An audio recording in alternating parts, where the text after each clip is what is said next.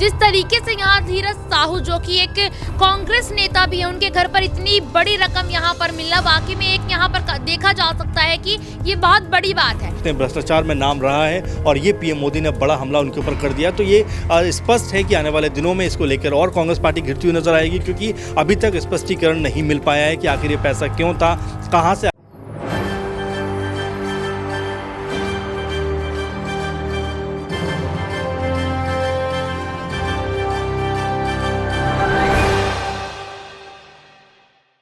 नमस्कार, ESPN 9 news आप देख रहे हैं। आपके साथ मैं हूं अक्षय अग्रवाल। स्वागत है आप सभी का हमारी इस खास पेशकश में। 2024 का चौकीदार कौन। 2024 के लोकसभा चुनाव जैसे जैसे 2023 खत्म हो रहा है उसी ही तेजी से नजदीक आती जा रही हैं और उसी ही तेजी से कई राज्यों में राजनीतिक हलचल बढ़ती चली जा रही है। इस बीच यहां पर बुधवार को एक चौंका देने वाली खबर सामने आई। दरअसल झारखंड से कांग्रेस सांसद धीरज साहू के कई ठिकानों पर आयकर विभाग ने छापेमारी की। बुधवार को यहां पर धीरज साहू के कई ठिकानों पर झारखंड और उड़ीसा में छापेमारी हुई, जहां से आयकर विभाग को करीब 350 करोड़ रुपए नगद बरामद हुए। यहां तक कि जो रकम राशि बरामद हुई थी वो इतनी ज्यादा थी कि आयकर विभाग को रकम राशि गिनने के लिए दर्जनों मशीनें बुलानी पड़ी थी और अब तक भी करीबन 6 दिन इस रकम को बरामद किए हुए हो चुके हैं और अब तक भी इस पूरी रकम की गिनती नहीं की गई है। यहां पर सूत्रों के हवाले से जो जानकारी इस मामले पर निकल करके सामने आई वो ये रही है कि करीबन 250 करोड़ रुपए की गिनती हो चुकी है और 350 से 500 करोड़ रुपए की जो यहां पर गलत संपत्ति है उसका होने का अनुमान है। ऐसे में तमाम सवाल अब उठ रहे हैं जिस तरह से धीरज साहू का नाम इस पूरे मामले में आया है। सवाल उठ रहे हैं कि चुनावों से पहले इस तरह का मामला आना क्या जानबूझकर के फंसाया जा रहा है। सवाल उठ रहे हैं क्या कांग्रेस की छवि को खराब किया जा रहा है। तमाम सवाल हैं और इन्हीं सभी सवालों के जवाब न्यूज रूम में मौजूद जितने भी सभी साथियों उनसे जानने की कोशिश करेंगे। सबसे पहले प्रज्ञा से सवाल लेंगे कि प्रज्ञा, धीरज साहू का नाम आया है इस मामले में, क्या चुनावों से पहले उन्हें फंसाने की साजिश की जा रही है?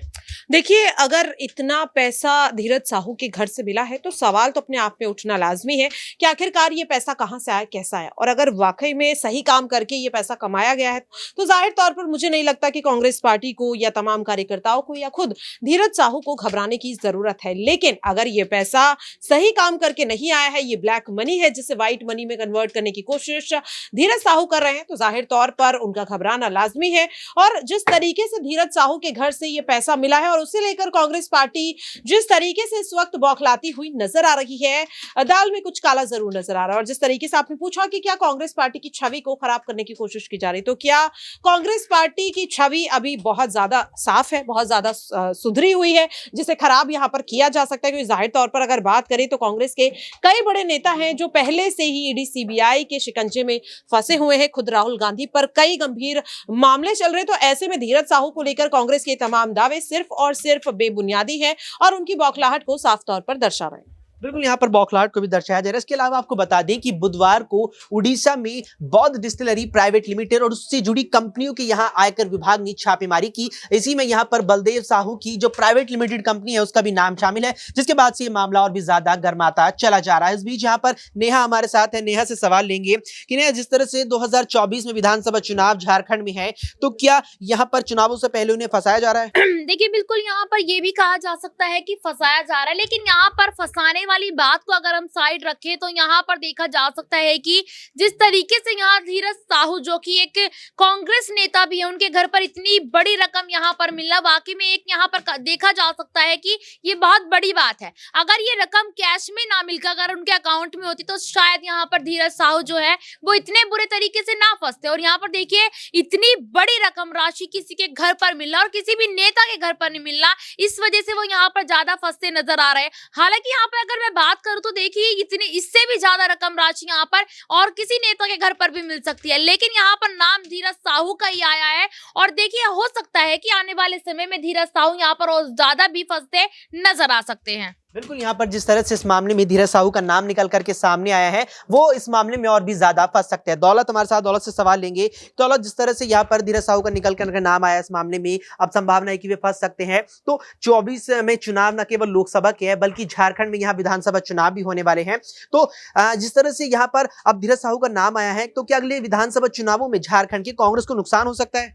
बिल्कुल इस बात का यहाँ पर नुकसान होगा, क्योंकि इतने बड़े नेता वो कांग्रेस के हैं और उनके यहाँ से करोड़ों की संपत्ति यहाँ पर निकली है, करोड़ों रुपए जो है उनके यहाँ से निकले हैं, तो कहीं ना कहीं कांग्रेस को इसका नुकसान पहुंच सकता है। जैसे आपने बात करी कि चुनावों को लेकर बिल्कुल यहाँ पर नुकसान हो सकता है कांग्रेस को, क्योंकि कांग्रेस की छवि की बात की जाए तो कई यहाँ पर कहते हैं कि छवि काफी ठीक है, लेकिन इन मामलों में देखा जाए तो छवि लगातार कांग्रेस की गिरती नजर आ रही है। हमने भूपेश बघेल को देखा, हमने हेमंत सोरेन को देखा ईडी के मामले में फंसते हुए नजर आए, और एक ही दूसरे झारखंड के नेता यहाँ पर फंसे हैं और कितने करोड़ों रुपए उनके घर से निकले। तो बिल्कुल यहाँ पर बड़ा फर्क यहाँ पर कांग्रेस को पहुंचेगा, और चुनाव से पहले कहीं ना कहीं एहतियात कांग्रेस को बरतना होगा कि उनके नेता इस तरीके से ना फंसे, और अगर झूठे मामले में फंसे हैं तो बिल्कुल यहाँ पर कार्रवाई यहाँ पर उन लोगों पे होनी चाहिए जो इनको झूठे मामले में फंसाना चाहते हैं। यहाँ पर आपने भूपेश बघेल का नाम लिया, तो भूपेश बघेल का नाम भी छत्तीसगढ़ विधानसभा चुनाव से पहले आया था महादेव बैटिंग ऐप के मामले में, और जब मतदान खत्म हुआ छत्तीसगढ़ में 2 चरणों का, तुरंत उनका नाम कहीं ना कहीं वापस ले लिया गया, जिस तरह से मुख्य गवाह ने बयान बदल दिया था। तो क्या उन्हें फंसाने की साजिश की जा रही थी, या ये एक एजेंडा चलाया गया था कि चुनावों में उनकी इमेज खराब और वोट कम मिले?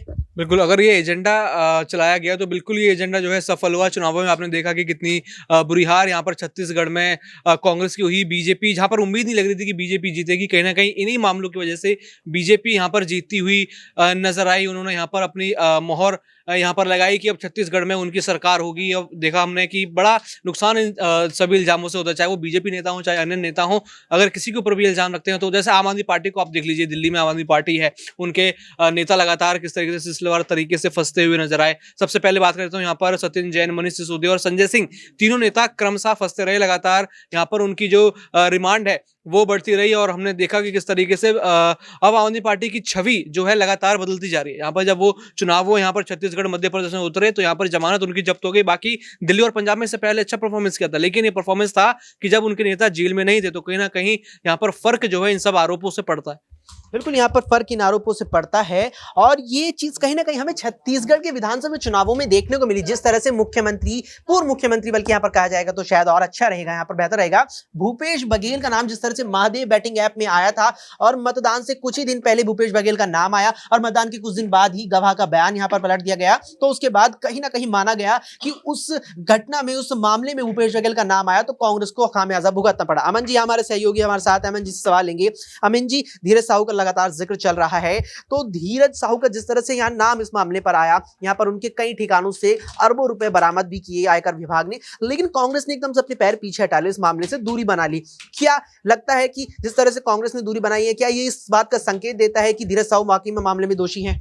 देखिए, पहली बात तो इतना सारा कैश रखा होना और उसकी कह सकते हैं बरामदगी जिस तरह से हुई है, और अपने आप में हैरत अंगेज़ मामला है, क्योंकि इतनी भारी तादाद में कैश का जो है जमा करना, और क्या इसका इस्तेमाल होना था, क्यों ये जमा किया गया, अब तमाम सारे सवाल उठते हुए नज़र आ रहे हैं। बीजेपी की जो सांसद हैं गिरिराज, वो ये बात कहते हुए दिखाई पड़ रहे हैं कि भाई क्या ये पैसा पीएम मोदी के खिलाफ आने वाले चुनाव में इस्तेमाल होने वाला था। इसके अलावा जिस तरह से स्मृति ईरानी ने तंज कसा कि ये मोहब्बत की दुकान है या भ्रष्टाचार की दुकान है, तो ऐसे तमाम सारे अब बीजेपी के जो नेता हैं, आज देखा आपने संजय सेठ जो लगातार कांग्रेस पार्टी पे हावी रहे सदन के अंदर, तो ये अब देखने को मिल रहा है कि बीजेपी के जो तमाम सारे लीडर्स हैं वो अब एक तरीके से कांग्रेस पे हमलावर हैं, क्योंकि 3 बार के सांसद हैं, कोई छोटा नाम नहीं है अपने आप में। और ये बताता है कि धीरज साहू के पास जो पैसा मिला है, आखिर वो पैसा किसका है, क्यों है, और इतने भारी तादाद में कैश रखना क्या इंडियन जो लॉ है वो उसकी अनुमति देता है। तमाम सारे सवाल इसको लेकर उठ रहे हैं, और महत्वपूर्ण बात यही है कि इसमें अब पीएम मोदी का बयान भी सामने आया। उन्होंने कहा है कांग्रेस पार्टी का हमेशा से ऐसा मोटिव रहा है कि इस तरह से डकैती की जाए, और लगातार उनका जो कह सकते हैं भ्रष्टाचार में नाम रहा है, और ये पीएम मोदी ने बड़ा हमला उनके ऊपर कर दिया। तो ये स्पष्ट है कि आने वाले दिनों में इसको लेकर और कांग्रेस पार्टी गिरती हुई नजर आएगी, क्योंकि अभी तक स्पष्टीकरण नहीं मिल पाया है कि आखिर ये पैसा क्यों था, कहां से आया, और क्या वाकई इस पैसे को चुनाव में इस्तेमाल किया जाना था। और ये अपने आप में एक बड़ा मुद्दा बनता हुआ दिखाई पड़ रहा है, और अब लगातार बीजेपी कांग्रेस पार्टी पे हमलावर है, क्योंकि इतनी बड़ी तादाद में आई थिंक पहली बार कहीं कैश जो है बरामद हुआ होगा। तो ये कई तरह के सवाल खड़े करता है, क्योंकि झारखंड को अगर आप देखें तो खदान वहां पर हैं, और खदानों के जरिए बहुत सारी ब्लैक मनी और बहुत सारा पैसा कह सकते हैं कि इधर से उधर होता है। और यही बात कही जा रही है कि क्या ये सारा ब्लैक मनी का जो पैसा है, क्या ये ब्लैक मनी के जरिए कमाई हुई एक तरीके से पूंजी है, और क्या इसको आने वाले इलेक्शन में खर्च किया जाना था। तो ये जो टेक्निकल जो कह सकते हैं चीज़ें हैं, इसके ऊपर अब कांग्रेस पार्टी के जो सांसद हैं ये जवाब देते हुए नजर आएंगे। और साथ में आपने एक जिक्र किया था कि भाई कांग्रेस पार्टी अपना पल्ला झाड़े। देखिए, वो कांग्रेस पार्टी के सांसद हैं। अगर मुझे याद आता ठीक से 2018 में जब उन्होंने अपना हलफनामा दिया, उसमें 34-35 करोड़ की संपत्ति उन्होंने दिखाई। तो अचानक ये 5 साल में इतनी तादाद में, और वो भी कैश में, संपत्ति कैसे बढ़ सकती है, इसकी जवाबदेही कहीं न कहीं उनको तय करनी पड़ेगी। देखिए अक्षय, ये कोई छोटा-मोटा मामला नहीं है। इतनी बड़ी भारी तादाद में, जहाँ पर हमारे देश की जो कह सकते हैं 80 से 90% की आबादी है, वो रोज़मर्रा के जीवन में मुश्किल से अपने पेट भरने के लिए कमा पाते हैं, और एक तरफ इतनी बड़ी तादाद में कैश को लोग जमा करके बैठ जाते हैं, तो इसकी जवाबदेही कौन देगा? और कांग्रेस पार्टी ये कहकर अपना पल्ला नहीं झाड़ सकती कि भाई वो उनका निजी पैसा था, हमसे इसका कोई ताल्लुक नहीं है। तो ऐसे में न सिर्फ कांग्रेस पार्टी और न सिर्फ साहू, बल्कि तमाम सारे सवाल इसको लेकर खड़े हो रहे हैं। जो लोग आम आदमी हैं, वो भी ये सोच रहा है कि क्या इतना पैसा वाकई किसी एक आदमी के पास कैश में हो सकता है? तो ये तमाम सारे सवाल हैं, उसको कांग्रेस पार्टी कैसे जस्टिफाई करती है और जो साहू हैं वो कैसे जस्टिफाई करते हैं। अपने आप में ये बेहद अहम और सबसे बड़ी बात कि इस पैसे का क्या इस्तेमाल होने वाला था, ये जानना मेरे ख्याल से जो एजेंसियां हैं उनके लिए बेहद ज़रूरी है। अमन जी, एक और छोटा सवाल यहाँ पर लूंगा। जिक्र यहाँ पर सवालों का लगातार हो रहा है। 24 में न केवल लोकसभा चुनाव है, बल्कि झारखंड में विधानसभा चुनाव भी है। और जिस तरह से आपने यहाँ पर इस बात का जिक्र किया कि प्रधानमंत्री नरेंद्र मोदी ने खुद यहाँ तक कि गिरिराज सिंह ने भी इस मामले को लेकर कांग्रेस पर तंज कसा है, हमला बोला है। क्या इस मामले को 2024 की झारखंड विधानसभा चुनावों में बीजेपी मुद्दा बना सकती है? देखिए बिल्कुल, और बनाना भी चाहिए। अपने आप में ये बहुत कह सकते हैं कि संगीन मामला है कि इतना सारा कैश बरामद होना, और अब उसके बाद भी अभी तक कोई स्पष्टीकरण नहीं आना, अपने आप में कई तरह के सवाल खड़े कर रहा है। और साथ में जो एजेंसियां हैं लगातार अब उनके रडार पर आ गए हैं, और इसमें मुझे लगता है कांग्रेस पार्टी को जो है बिल्कुल अपना स्पष्ट जो है रुख दिखाना चाहिए, क्योंकि इतनी भारी तादाद में अगर आप देखें तो पीएम मोदी की जो स्कीम थी नोटबंदी, वो भी इसी को लेकर थी। किस तरह से लोग तमाम पैसा घरों में जमा कर लेते हैं, तमाम पैसा रख लेते हैं और उसको स्टॉक करके कहीं ना कहीं इतनी बड़ी तादाद में पूंजी इकट्ठी कर लेते हैं। तो ये बताता है कि लोगों में जो काला धन जमा करने की जो मानसिकता है वो कितने लंबे समय से चली आ रही होगी, और जिस तरह का उन्होंने फैसला किया होगा वो शायद इसी तरह की चीज़ों को देखते हुए किया होगा। अब इसके ऊपर क्या बयान कांग्रेस का रहता है महत्वपूर्ण, क्या बयान साहू का रहता है, और किस तरह से कांग्रेस पार्टी इसको जस्टिफाई करती है, अपने आप में देखना अहम होने वाला है। क्योंकि ये कोई 100-200 कह सकते हैं कि रुपए का मामला नहीं है। ये इतना बड़ा अमाउंट है, किसी भी आम आदमी के लिए सुनने के बाद उसको हैरानी हो जाती है कि क्या वाकई एक आदमी के पास एक वक्त में कैश इतना हो सकता है। तो ये कहीं ना कहीं बहुत बड़ा इशू है। आने वाले दिनों में ज़रूर इसके ऊपर मेरे ख्याल से जो एजेंसियां हैं वो खंगालेंगी कि आखिर कहाँ से ये पैसा आया, और कांग्रेस पार्टी को भी सामने आकर इसके बारे में बताना चाहिए, क्योंकि लगातार अब बीजेपी उनके ऊपर हमलावर है, पीएम मोदी लगातार उनके ऊपर हमलावर हैं, और गृह मंत्री अमित शाह ने भी उनके ऊपर तमाम सारे हमले किए हैं।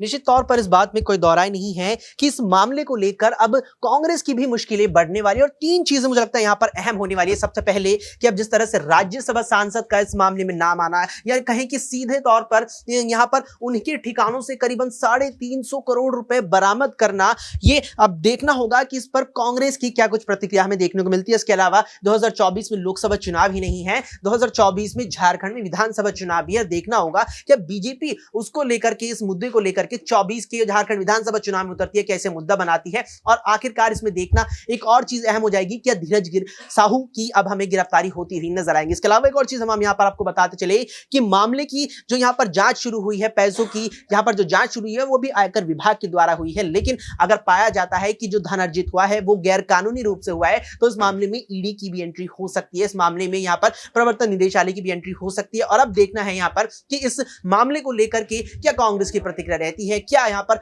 और बीजेपी घेरती नजर आती है, और क्या धीरज साहू की गिरफ्तारी देखने को मिलती है। इस पूरे मामले पर आपका क्या मानना है, क्या आप राय रखते हैं इस पर? कमेंट बॉक्स में कमेंट करके अपनी राय जरूर बताइएगा। फिलहाल के लिए इस पेशकश में इतना ही। देश और दुनिया की तमाम खबरों के लिए आप देखते रहें SPN9 न्यूज।